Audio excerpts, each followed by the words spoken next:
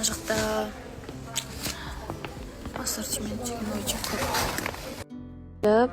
Кинг-Конгта екінші этажда 2014 бутиктағы Таня деген шуба сататын магазинға келдім.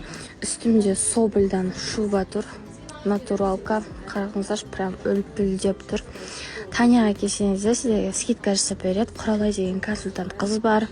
Жақсы скидка жасап береді. Мына шубаның бағасын естісеңіздер шок боласыздар достар.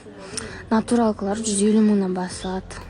Достар, жаңағы магазинді сыртынан көрсете кетейін. Мына 2004 магазин, екінші этаждағы.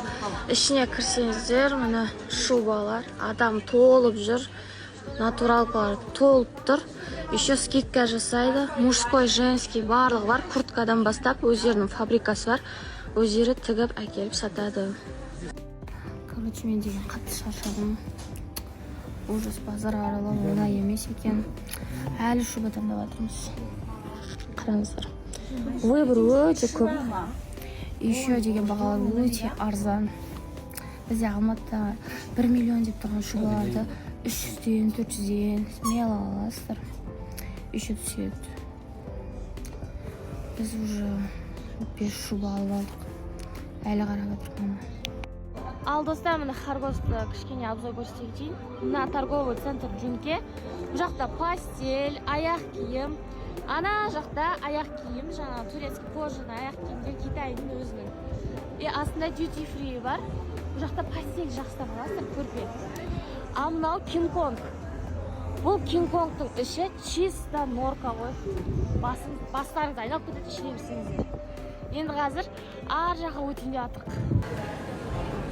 Шаршадым, вообще ужас шаршадым. Мына жақта алған товарларымыз. Мына жақта тағы күтіп отырмыз әлі жарты затты. Ойлағам ғой. Харгосқа обзор сүріп, бәрін көрсетем, бағалар мен деп қақтым. Телефон бір жақта, өзім бір жақта. Бос болсам болды, көзім жұмылып, ұйықтап барадым ғой. Еще сеть ұстамайды, интернет жоқ. Тымға желание жоқ, еще шаршап, таң азанмен келгенсің.